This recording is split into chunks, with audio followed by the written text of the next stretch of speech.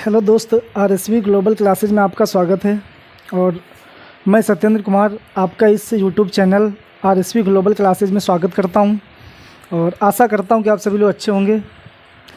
देखो, बात करें जो आज का आपका टॉपिक होने वाला है। आज हम आपको बायोलॉजी में एक टॉपिक आता है आपका, ठीक है, टिश्यू, जिसका मतलब क्या होता है, ऊतक, ठीक है। तो आज हम आपको टिश्यू के बारे में समझाएंगे कि टिश्यू कितने टाइप के होते हैं, जो ऊतक आपके होते हैं, ऊतक किसे कहते हैं और ऊतक कितने टाइप्स के होते हैं, पादप में कितने ऊतक होते हैं और जंतु में कितने ऊतक पाए जाते हैं, ठीक है। तो आज की जो क्लास होने वाली है ऊतक के बारे में, टिश्यू के बारे में हम आपको समझाएंगे। तो बिना टाइम को लॉस करते हुए, ठीक है, क्लास को स्टार्ट करते हैं। तो आ जाइए सभी लोग, देखते हैं। देखो, बात करें जो आपका टॉपिक होने वाला टिश्यू, इसका मतलब होता है ऊतक, ठीक है। टिश्यू का मतलब क्या होता है, ऊतक। अच्छा, टिश्यू किसे कहते हैं, टिश्यू क्या होता है। आपको शायद ध्यान होगा जो हमने शुरुआत में क्लास कुछ ली थी बायो की, ठीक, उस क्लास में हमने आपको सेल समझाया था। सेल का मतलब होता है कोशिका। तो कुछ कोशिका के बारे में हमने आपको जानकारी दी थी, समझाई थी आपको, ठीक है। तो जो टिश्यू होते हैं, टिश्यू का मतलब होता है, टिश्यू ये अंग्रेजी शब्द होता है, इसकी हिंदी की बात करें, हिंदी इसकी होती है ऊतक। जो टिश्यू होता है ये कोशिका के समूह से बनता है। मतलब कोशिकाओं का जो समूह होता है, जो कोशिका होती है आपकी, उसके समूह को हम क्या बोलते हैं, टिश्यू बोलते हैं, ऊतक कहते हैं। यानी कि एक ग्रुप ऑफ, ठीक है, एक group of cells is called tissue. मतलब कोशिका के समूह को हम ऊतक कहते हैं, ठीक है। तो ऊतक समझ गए हो। ये देखो यहाँ पे लिखा भी है, कोशिका के समूह को हम क्या बोलते हैं, ऊतक कहते हैं। बात करें ऊतक विज्ञान क्या, ऊतक क्या होता है, ठीक, इसकी खोज किसने की थी, कैसे क्या। तो ऊतक क्या होता है ये तो आप समझ चुके हो कि कोशिका के समूह को ऊतक कहते हैं। उसके बाद में यहाँ पे दिया ऊतक विज्ञान के जनक, मतलब फादर ऑफ हिस्टोलॉजी। देखो, जो ऊतक विज्ञान होता है इसको अंग्रेजी में क्या बोलते हैं, हिस्टोलॉजी। मतलब ऐसी साइंस, ऐसी विज्ञान जिसमें ऊतक का अध्ययन किया जाएगा, ए स्टडी ऑफ टिश्यू, उसे हम क्या बोलते हैं, ऊतक विज्ञान बोलते हैं। मतलब ऊतक, जिसमें ऊतक का अध्ययन क्या कहलाता है, स्टडी ऑफ टिश्यू, हिस्टोलॉजी। क्या कहलाता है, हिस्टोलॉजी। मतलब ये हो जाएगा। ऊतक विज्ञान के जनक कौन है, मार्सेलो मेलपीद। कौन है, मार्सेलो मेलपीद। देखो, बात करें ऊतक विज्ञान के जनक यानी कि फादर ऑफ हिस्टोलॉजी, तो मार्सेलो मेलपीद को कहा जाता है। कभी कभी क्या होता है एग्जाम में, अगर आपका मार्सेलो मेलपीदी नहीं आता है, ठीक है, तो आपको लिखना होगा जेवियर बिकाट। हालांकि एक्चुअल में तो यही आपके मार्सेलो मेलपीद, जब एग्ज़ाम में नहीं आएगा तब वहाँ पे आप जेवियर बिकाट लगाओगे, ठीक है। हाँ, अगर बात करें जेवियर बिकाट, ये क्या है, ये टिश्यू शब्द इन्होंने, जो आपके जेवियर बिकाट है, इन्होंने क्या किया था, टिश्यू शब्द दिया। जो टिश्यू यानी कि ऊतक शब्द किसने दिया, क्वेश्चन आपका बनेगा कि टिश्यू जो ऊतक शब्द है ये दिया किसने। तो बात करेंगे जेवियर बिकाट के द्वारा इस शब्द की उत्पत्ति हुई, ठीक है। किसने दिया था, जेवियर बिकाट ने। उसके बाद में बात करते हैं ऊतक का अध्ययन, स्टडी ऑफ टिश्यू क्या कहलाता है, हिस्टोलॉजी। ऊतक के अध्ययन को हम क्या बोलते हैं, हिस्टोलॉजी बोलते हैं, ठीक है।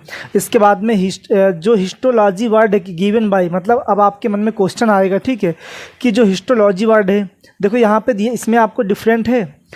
टिश्यू शब्द किसने दिया है, जेवियर बिकाट ने दिया है। लेकिन हिस्टोलॉजी यानी कि ऊतक का अध्ययन, ठीक है, ऊतक विज्ञान, हिस्टोलॉजी का मतलब ऊतक विज्ञान, ये शब्द किसने दिया है, ये मायर के द्वारा दिया गया। किसके द्वारा, मायर। एक पर्सन आपके हुए जिनका नाम क्या था, मायर। इन मायर के द्वारा, इन महाशय के द्वारा इस शब्द का नाम दिया गया, ठीक है। चलो अब बात करते हैं टिश्यू कितने टाइप के होते हैं। देखो, टिश्यू की बात करें तो ये दो टाइप के होते हैं जो आपके टिश्यू होते हैं, ठीक। टिश्यू का मतलब होता है ऊतक। ये जो ऊतक होते हैं दो टाइप्स के होते हैं। कितने होते हैं, 2 टाइप्स के होते हैं। फर्स्ट की बात करें, एनिमल टिश्यू। फर्स्ट क्या होता है आपका, एनिमल टिश्यू। एनिमल का मतलब होता है जंतु ऊतक। देखो, अब यहाँ पे आपको सोचने वाली बात है, जंतु ऊतक का मतलब होता है उसमें मानव भी आ जाते हैं। भाई, जंतु का मतलब क्या होता है, उसमें मानव भी आ जाएंगे, ठीक है। पादप क्या मतलब, जानवर जो होते हैं चल सकते हैं, इंसान भी चल सकता है, इसीलिए उसमें जंतु में इसको सम्मिलित करते हैं, ठीक है। तो एनिमल टिश्यू का मतलब होता है जंतु ऊतक। अब दूसरा क्या होता है, प्लांट टिश्यू। दूसरा क्या होता है, प्लांट टिश्यू। इसकी हिंदी होती पादप ऊतक। क्या होती है इसकी हिंदी, पादप ऊतक होती है। अब देखो, हम बात करते हैं एनिमल टिश्यू क्या होते हैं। ये जो एनिमल टिश्यू होते हैं ये मानव में 4 प्रकार के ऊतक पाए जाते हैं। कितने टाइप के, 4 टाइप के। ये मानव में 4 टाइप्स के ऊतक पाए जाते हैं। ठीक है, जो जंतु ऊतक होते हैं। अब देखो पहली बात तो हम आपको ये समझाएंगे एनिमल टिश्यू के बारे में, जंतु ऊतक। तो मानव में 4 प्रकार के ऊतक होते हैं। एक आपका बचा है पादप ऊतक, तो इसको हम सबसे लास्ट में, मतलब इसको हम आपको लास्ट में समझाएंगे, लास्ट में, समझ गए हो? हाँ, ये आपको हम लास्ट में समझाएंगे, ठीक है। तो चलिए देखते हैं इसके बाद में। अब देखो यहाँ पे दिया गया टाइप्स ऑफ एनिमल, मतलब जंतु, टाइप्स ऑफ एनिमल टिश्यू, जंतु ऊतक के प्रकार। जो जंतु ऊतक होते हैं, मानव ऊतक होते हैं, कितने टाइप्स के होते हैं? 4 टाइप के होते हैं, ABCD। पहला आपका होता है ए वाला उपकला ऊतक। क्या होता है? उपकला ऊतक होता है। इसको अंग्रेजी में बोलते हैं एपिथेलियल टिश्यू। क्या बोलते हैं इसको? एपिथेलियल टिश्यू बोलते हैं। सेकंड जो बी वाला होता है, इसको बोलते हैं संयोजी ऊतक। क्या बोलते हैं इसको? संयोजी ऊतक बोलते हैं। और अंग्रेजी में इसको बोलते हैं कनेक्टिव टिश्यू। क्या बोलते हैं इसको? कनेक्टिव टिश्यू बोलते हैं। और सी वाला आपका होता है पेशी ऊतक, मतलब नंबर 3 पे आता है पेशी ऊतक। क्या आता है? पेशी ऊतक। इसको अंग्रेजी में बोलते हैं हम मस्कुलर टिश्यू, मस्कुलर टिश्यू बोलते हैं। और 4 पे आता है आपका सबसे लास्ट वाला होता है तंत्रिका ऊतक। क्या होता है? तंत्रिका ऊतक। इसमें क्या होता है? Nerve tissue. अब आपको हम बताने वाले हैं तंत्रिका ऊतक। जैसे मान लीजिए एक आपका होता है तंत्रिका तंत्र, ठीक है, स्केलेटल सिस्टम होता है। तो जो तंत्रिका तंत्र होता है, जैसे आपने देखा होगा, हमारे यहाँ पे कांटा चुभा हाथ में, ठीक है, जैसे मान लीजिए इस हाथ में हमारे कांटा चुभ गया, ठीक है, तो क्या आपने देखा कि यही हाथ से हम कांटा निकालते हैं? नहीं, ये वाला हाथ कांटा निकालता ना। तो इसी तरीके से क्या होता है, जब इस हाथ में कांटा चुभा, ठीक है, चुभने का दर्द जब नसों के माध्यम से जब दिमाग में, ब्रेन में पहुंचा, ठीक, ब्रेन ने हमको समझाया, ठीक है, हमको जानकारी दी, तो हमको पता चला, उसके माध्यम से हम क्या करते हैं, उस कांटे को इस वाले हाथ से निकालते हैं, ठीक। यही आपका होता है तंत्रिका ऊतक। तो इसमें क्या होता है? नर्वे टिश्यू। इसको अंग्रेजी में बोलते हैं नर्वे टिश्यू बोलते हैं। बात करें, अब ये तो आपके टाइप्स हो गए, ठीक है, एनिमल का हो या ह्यूमन बोल दो, मानव में भी 4 प्रकार के, एनिमल का हो या मानव, सेम बात है। देखो फर्स्ट वाला जो दिया गया ऊतक, उपकला ऊतक, इफेथेलियल टिश्यू, इसके बारे में जानकारी आपको समझाते हैं कि ये होता क्या है एक्चुअल में और ये कहाँ पे काम करता है। देखो बात करें, एक नंबर फर्स्ट पॉइंट इसमें दिया गया है, यह शरीर के सभी अंग एवं शरीर की बाहरी सतह जैसे त्वचा होती है पर पाया जाता है। पहली बात तो जो उपकला ऊतक होता है, शरीर के जितने भी अंग होते हैं सभी में, ठीक है। और दूसरी चीज़ मोस्टली क्या होता है, देखो एक बात को समझना, मोस्टली क्या होता है, जितने बॉडी के पार्ट होते हैं सभी में पाया जाता है। और त्वचा के, मतलब त्वचा पर पाया जाता है। शरीर की बाहरी सतह, मतलब बॉडी की ठीक बाहरी सतह क्या होती है? त्वचा होती है, स्किन, स्किन पर ये पाया जाता है। क्या? उपकला ऊतक, मतलब इफेथेलियल टिश्यू। सेकेंड पॉइंट इसका है, यह हमारे शरीर की सुरक्षा करता है, ठीक है। ये जो उपकला ऊतक होता है, टिश्यू होता है, ये करता क्या है? मेरी बॉडी की जो, ठीक है, प्रोटेक्शन करता है, मतलब सुरक्षा करता है। किसकी? हमारे शरीर की।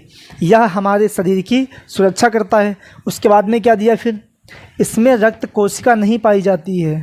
थर्ड पॉइंट दिया गया है, इसमें रक्त कोशिका नहीं पाई जाती है। सत्य बात है। देखो इसमें जो ब्लड सेल होती है आपकी, ब्लड सेल मतलब रक्त कोशिका, ये नहीं पाई जाती इसमें।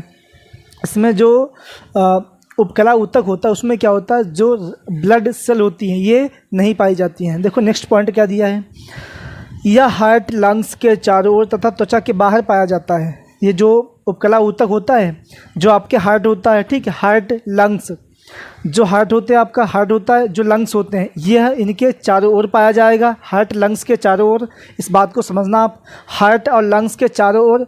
लेकिन उसके बाद में क्या होता है, त्वचा के बाहर पाया जाता है। त्वचा के बाहर हार्ट और लंग्स के चारों ओर पाया जाता है। कौन? उपकला ऊतक, ठीक है। और सबसे लास्ट पॉइंट इसमें लिखा है, इसको भोजन व O2 की आपूर्ति लसिका कोशिका करती है। जैसे इसको भोजन की आपूर्ति कौन करता है? भोजन और O2 का मतलब ऑक्सीजन, भोजन और ऑक्सीजन की आपूर्ति जो लसिका सेल होती है, जो लसिका सेल होती है, इसके माध्यम से इसकी भोजन की आपूर्ति की जाती है, ठीक है। तो ये तो रही बात आपकी उपकला ऊतक की। इसके बाद में नेक्स्ट आपको हम समझाते हैं संयोजी ऊतक क्या होता है, ठीक है। एक एक हेडिंग करके स्टेप बाय स्टेप आपको हम समझाते चलेंगे, ठीक है। तो देखिए,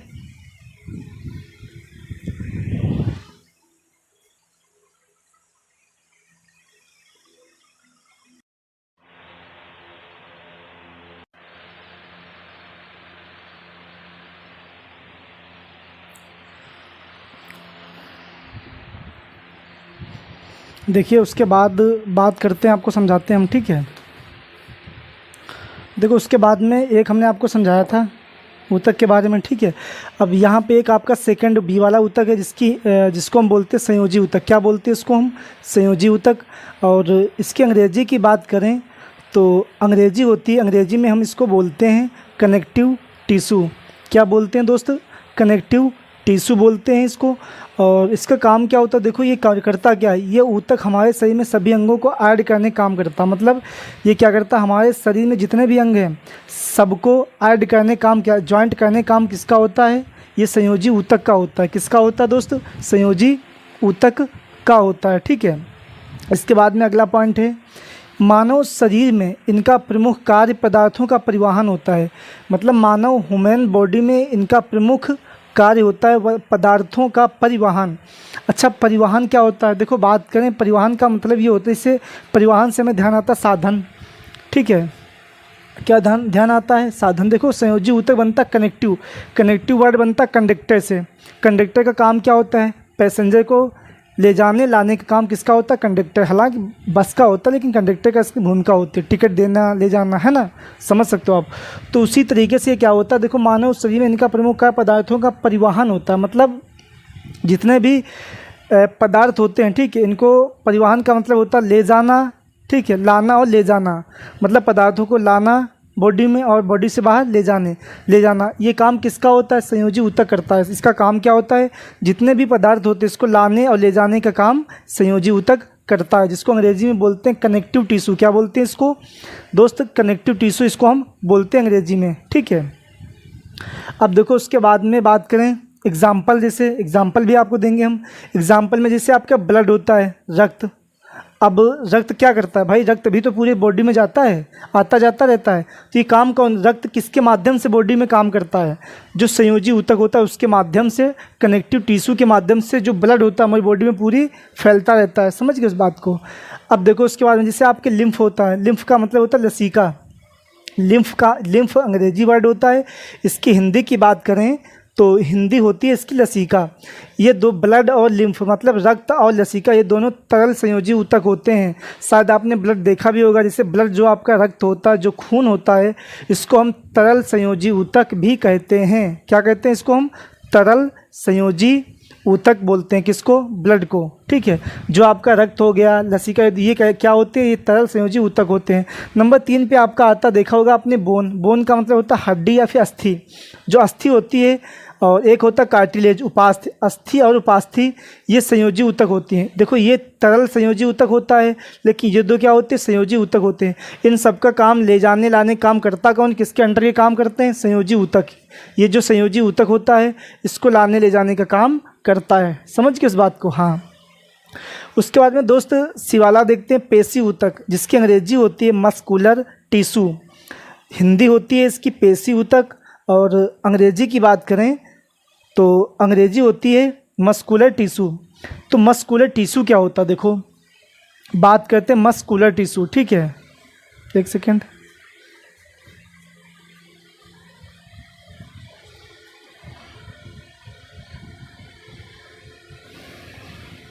देखो जो पेशी ऊतक होता है इसकी अंग्रेजी क्या होती है? Muscular tissue. इन्हें संकुचनशील ऊतक भी कहा जाता है। क्या कहा जाता है इनको?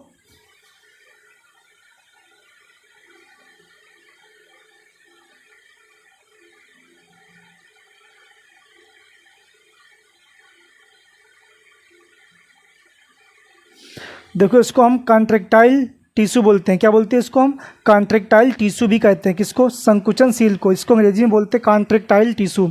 देखो इन्हें संकुचनशील ऊतक भी कहा जाता है। किसको? पेशी ऊतक को, ठीक है। उसके बाद में सेकंड कंडीशन क्या दी है? पेशियाँ मानव शरीर में विभिन्न कार्य को पूरी करने में मदद करती है। ये करते हैं क्या है? मानव शरीर में विभिन्न जो कार्य होते हैं, ठीक है, उनको पूरा करने में हेल्प करते हैं, मदद करते, सहायता करते हैं।